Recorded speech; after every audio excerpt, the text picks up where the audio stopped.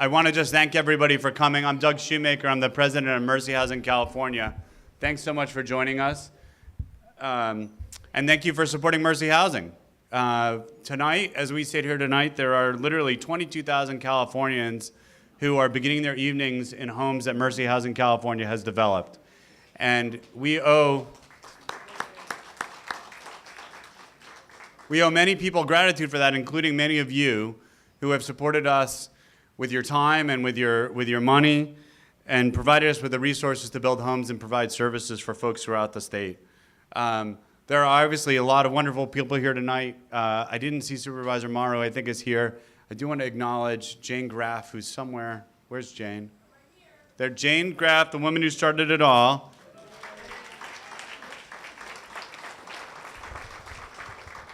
Jane is the artist formerly known as the president of Mercy Housing California, now the president of Mercy Housing, Inc., our national organization. So,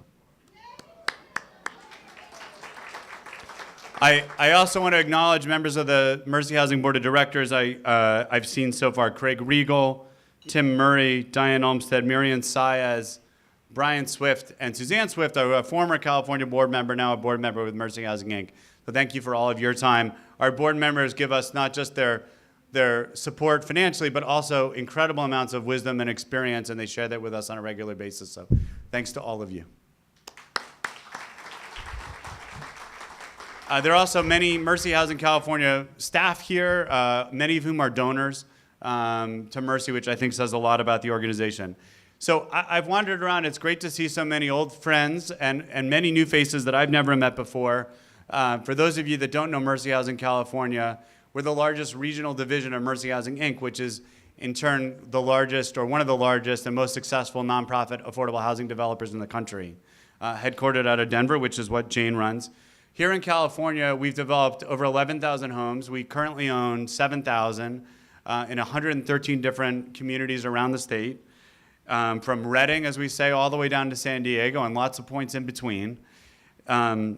Our residents, we serve an incredibly diverse group of folks, and many of you know this already, but families, a typical Mercy Housing development throughout the state serves families earning anywhere between $25,000 and $45,000 a year, often folks working in the retail, restaurant work, but just unable to afford the incredible price of housing here in California as it's gone up and up. Seniors, like this building, many fixed income seniors, again, folks that may have raised families in communities that they can no longer afford. And we try to do our thing in terms of building housing so that folks can really age in the communities of their choice. And then we serve a lot of people that have been homeless at one point or another. In many of our buildings, there's a mix of people that have been homeless and people that have been housed more consistently. Anybody from homeless vets, we were just down with our board in El Monte in the San Gabriel Valley, where we just opened a building that serves 40 formerly homeless vets. Who are, facing a fairly bewildering task of coming back from trauma and combat to a very complicated job and housing market. Likewise, we serve incredible amounts of families that are coming out of homelessness, as well as teens and emancipating foster youth who sort of are led out of the foster care system onto the streets or Golden Gate Park, and we're doing our part to try and figure out how to provide housing options for those folks, often in partnership. And people with HIV and AIDS who are now able to live full and complete lives in our property. So Mercy doesn't do just one thing, we do a lot of different things. And we take great pride in the quality of design. I think you can see from this building and many of our other buildings that there's just something about living in a beautiful place that just makes people feel better about their lives and really adds to what we do. It's also part of what we do. We have a number of our great architecture partners here, Dan and Paulette and others, and Bruce throughout the room. We build beautiful buildings because we want people to invite us back.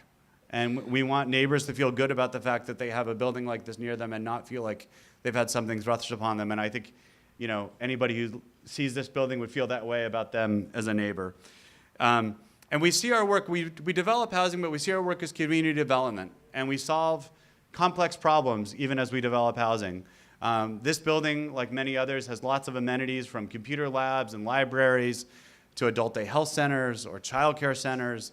We often co-locate with health clinics. We're trying to do our part to address sort of the broader needs of communities and the more critical things that are needed in a neighborhood, like a Philz coffee. We all have needs. Mine happens to be caffeine.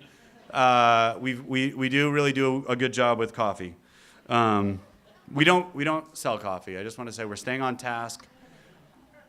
But beyond the quality of the housing, I think what really, somebody asked me earlier, Richard was asking me earlier, what really distinguishes Mercy Housing? And I think for many of you and for me, I joined Mercy Housing about 3 years ago. And what really drew me to Mercy I've been in affordable housing my whole career, was the services. Because we're not just about building homes, we're really about doing something more once these homes are built. That can mean a lot of different things. Every building is slightly different, every story is a little bit different. For seniors, it's a lot of different things, care and support that enable folks, as I said, to really live out their lives in community as opposed to in institutions where they might end up for lack of funds for some other purpose. For families, we're that link. I mean, it doesn't matter whether you're middle class or upper income or low income, we all kind of need the same things. We need childcare, we need to figure out how to get to and from work. And we're the link to provide folks with help in sort of getting to those resources that may be in their community that people don't know about. And for people that have been homeless, you know, it ranges from work that we might do in partnership with a food bank, case management, or just a helpful ear to hear folks' story and to kind of help them through the day. And I think that's what Mercy does. People ask us sort of, well, what exactly is it you do with services? And we're sort of a whatever it takes kind of organization, and often in partnership. Barry's here from, he was there earlier. Barry moved on me from St. Anthony's. And we take great pride in the partnerships that we create. There he's back over there. Hey, Barry. And we love those kinds of partnerships because what we know that we cannot do it all, and we really rejoice in the fact that we're able to find great partners like St. Anthony's and others to kind of help us do the work that we do. So we have a short video for you. I just warn you, if you're like me, you might want a little Kleenex. But before I do, I just want to acknowledge Supervisor Wiener, who's here, who's a huge supporter of Mercy Housing. Scott Wiener.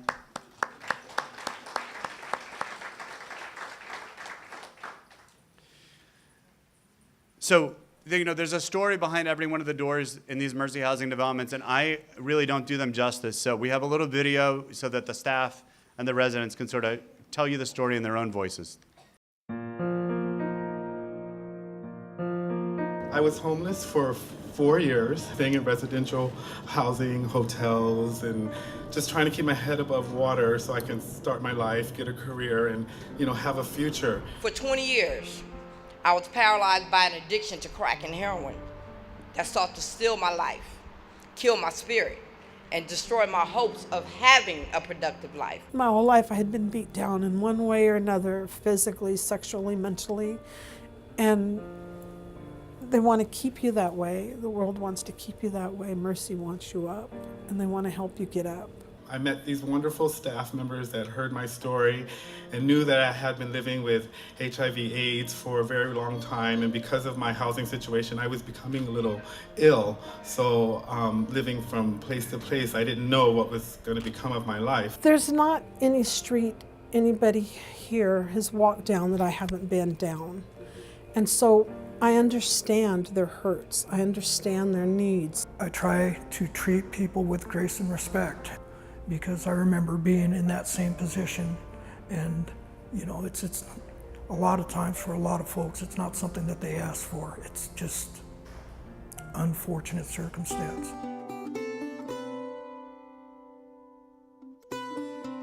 So Mercy is really one of the most successful developers of affordable housing in the country.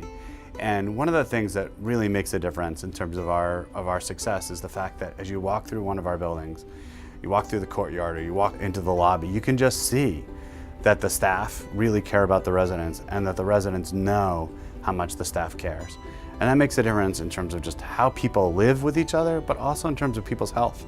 We know for a fact that the fact that someone cares about you and that you know that someone cares about you makes a huge difference in your health. The reason why I work for Mercy Housing is because it's my true passion to help people. Here at El Monte Veterans Village, all of the units are for formerly chronically homeless veterans. I don't see why we should have our homeless veterans that served for our country be living out on the streets. So to me, I'm very proud of working here. Mercy Housing gives me the opportunity to give me a bed to sleep in instead of me being in the parking lot, on the ground, laying on a piece of cardboard. Now I'm here, I don't have to worry about that because I have permanent housing, and it's a great feeling to know I have somewhere to sleep. somewhere to sit down after I cook dinner. And it's a great feeling, it really is. So what some people don't realize about Mercy Housing California, we're well known as a senior provider. We serve a lot of homeless folks, but actually the majority of who we serve are families. 111 Jones was the first family housing developed in the Tenderloin. And when I say that, it wasn't that families were not living in the Tenderloin. There had never been housing built for families in the Tenderloin until we built that 108-unit property on the corner of Golden Gate and Jones. People thought we were crazy. Why would families want to live in the Tenderloin? My answer to that was families are already living in the Tenderloin, and if they're going to live there, they should live in quality housing. I've lived here my whole life and I'm 14 years old. I live here with both of my parents and my 2 younger brothers. Of course, my kids made a lot of friends in this building because the Boys and Girls Club is also there. I was part of the Boys and Girls Club since I was 6. I really like it there, and if I need help, I could go over there and I can get a tutor. My kids will definitely go to college. I think they're on the right path.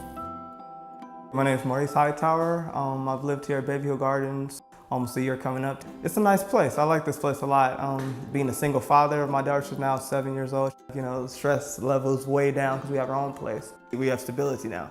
There's a lot of kids. I think we have 150 kids. Just in this building alone, there's 72 units. Everybody knows her, everybody knows who I am. We all care about each other and care about the children. My name is Marilyn G, and I'm the registered dietitian for Dignity Health Heart and Vascular Institute. And we're here today at Martin Luther King Village to provide health screenings for the residents. We're doing blood pressure screening and also cholesterol. What's that going to tell me? It's going to tell your total cholesterol and your good cholesterol. So for 56, you should be somewhere around 130 over maybe 85. For Mercy Housing, we've been providing screenings for 6 years. I believe in the context of a democratic society, housing is a right, not a privilege. And the development of a housing complex of this sort represents the best of what government, the private sector, and community organizations can accomplish. Mercy gives you hope. I had hope. For once in my life, I had a hope. And the moment I got that key to turn the door for the first time, I didn't even know, I couldn't believe that it was mine. It took me like a whole day to sit there in the middle of the apartment, cry my eyes out, and just thank God for the roof over my head. And I love what Mercy stands for. And I really believe I don't just work for them because it's a job. I work for them because I believe in what they do, because I'm a product of what they do. This is the first time I've been feeling good in a long time, you know. I love this place. I wouldn't change nothing. I could look out my window and see all these beautiful buildings and everything, you know. Coming here, they all are very appreciative of having a place to call home, and they do take pride in their units. So simply put, Bayview Hills Garden has given me and my family a space to call home.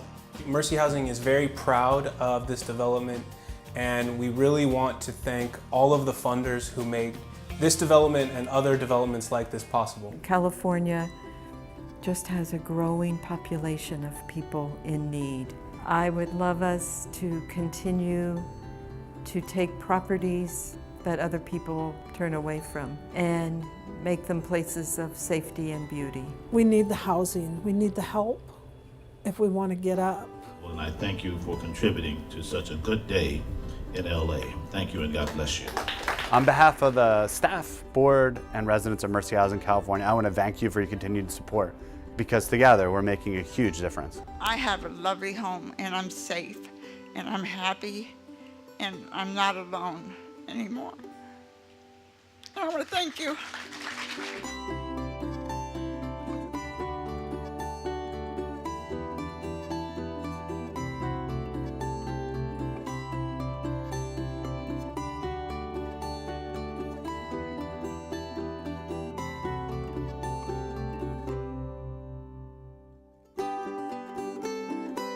So those are really the success stories, right? I mean, that's what keeps you coming back to work every day, and really what I think hopefully brings you here with us.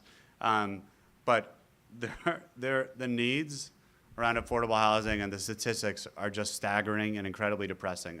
Just as I was getting ready to come over here today, I saw this little email come across my line that we're now, unfortunately, San Francisco ahead of New York City as the least affordable housing market in the country.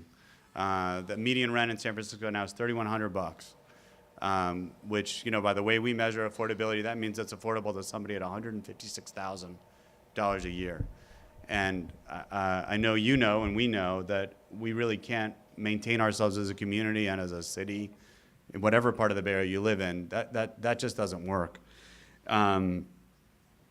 The most brutal effects of it that you see every day, the homelessness on the streets, 6,300 homeless people on a typical night in San Francisco, 15,000 homeless vets in California. And it's just staggering and sometimes a little bit overwhelming. Public funding, for whatever reason, has been cut. We've lost about $1.5 billion in funding that was going to affordable housing even 3, 4, 5 years ago. But we're not going to let it stop us. And we're committed to continue to do this work. We're finding new ways to be successful. We actually have 30 new developments in development, over 3,000 homes. And one of the ways that we're able to do that work is because we just have unbelievable public partners.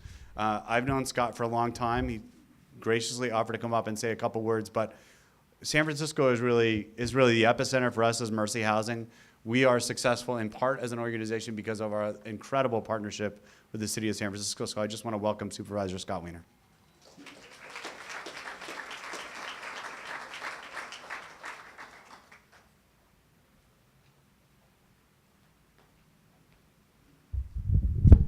Hi, everyone. Doug, thank you for all of your work. Let's hear it for Doug.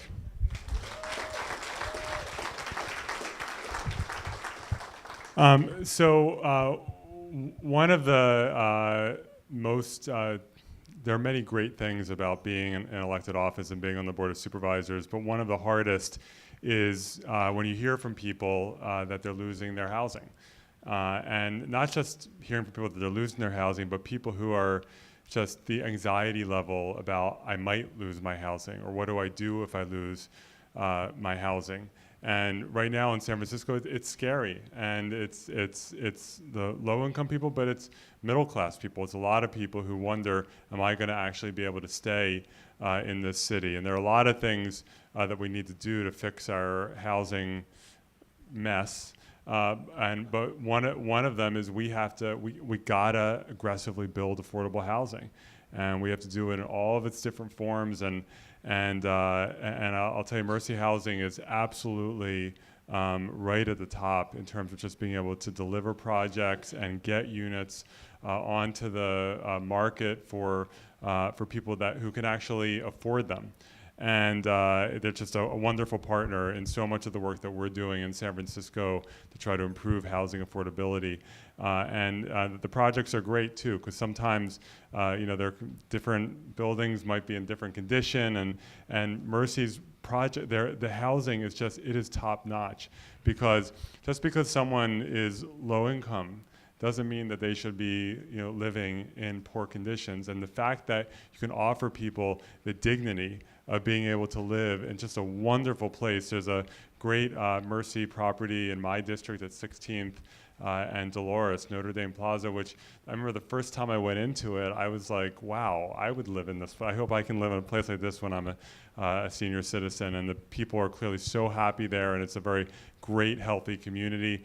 And Mercy is also helping make reality the Open House project, our LGBT senior project that we're building at the 55 Laguna site. So this is just a great organization. There we go. What did I do? Okay. This is a great organization, and I'm just very, very, there we go. Very proud to be able to call Mercy a partner. So thank you, everyone.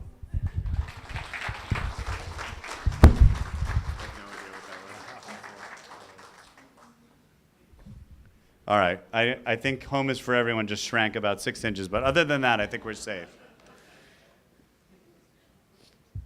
So one of the things I like to tell people about Mercy, I mean, I think it comes as a surprise to folks at just how financially innovative Mercy Housing is. I mean, I think we have built a well-deserved reputation on the fact that we care, and that we're a very service-oriented organization. And I think it comes as a bit of a surprise to find out that we're a little bit more than just that.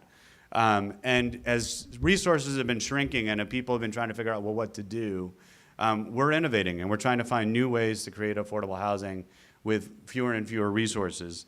Later this year, we're hoping to acquire our first what we call health and housing property. And we hope to do it in partnership with another group, another nonprofit called the Low Income Investment Fund. Some folks are here in the back, Josh, Liz, City, and a very important partner in the Kresge Foundation. And the basic concept is the first of what we hope will be many buildings that will be 100% privately financed. And they capitalize on the cost savings associated with the fact that when people move out of very difficult situations, whether it's homelessness or some other situation, into a building like this, their health improves so dramatically that the cost savings are just astronomical. In this building, there was a study done when people first moved in, and this building saves Medicaid and Medicare over $22,000 a year per person. And so there are bankers in the room. You're all trying to figure out, well, $22,000 a year.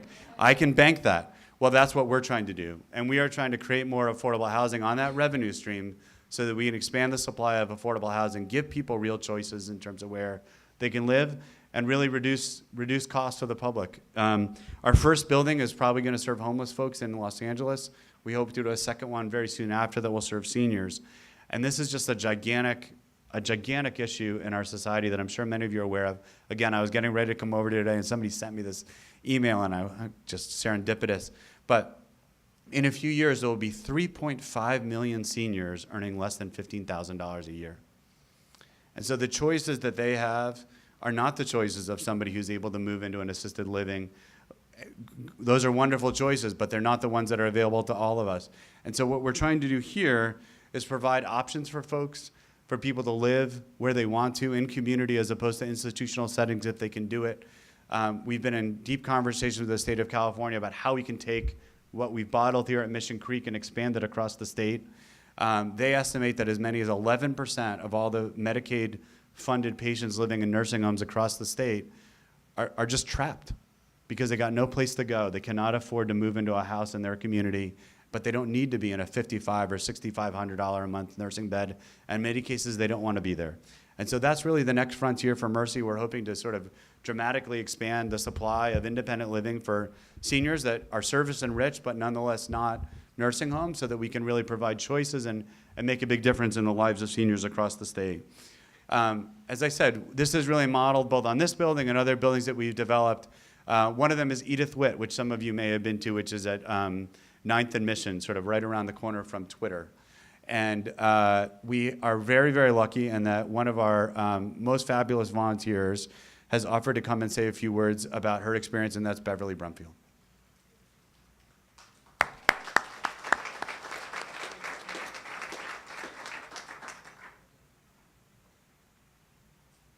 Hi. Doug called me and asked me if I would just tell a little bit about my life story in 7 minutes or less. And so I'm 71, so that's 10 years a minute. So I've worked my whole life. I started working when I was 17. I left home. I have been very creative and resourceful in my life. I've started businesses. I put myself through college in my 50s. I raised a child all by myself. I took care of my bedridden mother for 5 years while I had a baby. I always thought, I'm not saying this, I'm just saying this because I always thought I could take care of myself. I always thought I could do anything. I just didn't expect to get old. And, you know, it just kind of crept up on me. And so I've worked really hard, and it just kept getting harder and harder. And I lived in the East Bay and in San Francisco and then in Santa Cruz. And I found that I started a business supporting other small businesses, and as the economy kind of collapsed, all my clients kind of collapsed, and I just collapsed right along with them. And here I was with my Social Security finally kicked in when I was, 66, and it was less than a third of my rent, and so I rented rooms to students. It just got worse and worse. It got so that my daily meal might be just going to Trader Joe's and see what they had for a snack, because I just had no money for food. It was all I could do to pay my rent. And it just was a very challenging and stressful period of time for me. I was too embarrassed to tell people how broke I was. And so even my son, I didn't want to tell him. And so I ultimately reached the decision that I just could not afford this rent any longer. And so I gave my notice, and 66 years old, I was homeless. I was really fortunate in that I have just a really strong group of friends. So I had friends who always told me when they were going away on vacation or for a weekend, and I had a couple of friends who said, you can always come here in between. So I kind of, you know, in like a matter of days, gave away everything I owned, practically, put a little bit in storage, and moved from place to place. You know, I just kept my calendar of where am I sleeping tonight. And I'm really fortunate in that respect. Because I've since run into so many other people that just don't have those resources. I spent the good part of a year every single day researching affordable housing, senior housing, low-income housing, you know, whatever I could find. And I'm lucky in that sense too. I'm a researcher. I know how to do that. I have a laptop. I could carry it with me. And I saw this article on Mission Creek, and I just couldn't believe what a beautiful building was in that picture. So I called and I talked to Jose Vega, who is the manager here at this building, and I told him my circumstances and that I was pretty confused and lost, and you know, I applied to every single open Section 8 open wait list in every city and county in 5 different states. I applied to hundreds and hundreds and hundreds and hundreds of low-income housing all over the state. And you know, nothing was coming through. And so Jose had me come here, and I saw this beautiful building, and he told me how to, he told me about a program called Direct Access Housing for Homeless that I could apply for, and that I needed to have a social worker to do that. And so I researched, and I found Curry Senior Center over in the Tenderloin. I went there, got a social worker, and told them I wanted in this program. And so I went there weekly to meet with him, and in the meantime just continued to send out my applications. And I kept driving by Mission Creek, and I kept driving by this new building they were building, Edith Witt, and I kept saying, oh, this or something better would be just great, you know. And I got the call that I got into Edith Witt. And I really identified with this person in the video. I opened the door. I hadn't even seen my apartment when I signed the lease. I opened the door and walked in and just pulled the chair up to the window and cried for hours. And anyway, it took me a little while to orient myself to the fact that I actually could afford to live here, that I actually didn't have to scramble looking for any little bit of work I could get, and that I could actually manage to pay my rent and, you know, have a few other little things. And so what really has happened as a result of that is that I volunteer now. So I don't have to go out and get a job that, you know, that I can't really get, since I actually don't have a resume because I always work for myself. But so I volunteer at Curry Senior Center. I am on the board of directors there. I'm chair of their development committee. I'm chair of their auction committee, and yada da da da. And I get to do that, and I get to do that because of Mercy Housing. If I didn't live in Mercy Housing, I just have no idea how my life would have turned out. I mean, my friends were great, but you know, there's a limit. And unfortunately, I didn't wear out my welcome anywhere. So I just want to say I'm so grateful to Mercy Housing and to all the wonderful people I've met. I love my my building. I love my apartment. So whatever you can do to support this great organization, I'm sure would be so appreciated by so many people like me. Thank you so much.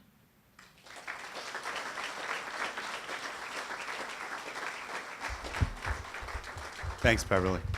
Beverly's taking contributions for her bocce team as well, just in case you want to get to her later. She's Curry Senior Services is a great organization, and we're happy to be associated with as well. So, you know, it's easy to come to work at Mercy Housing. And I just want to thank all of you. Many of you have supported us for many years. I see so many people here who have given so much of their time and energy to this organization. Some folks that are new to us that I hope we get to know a lot better. And that's it as far as the program goes. We've got tours. Mark is in the back, and he's going to be available to give some tours. He's back by the painting in the back. He can give some tours in Mission Creek.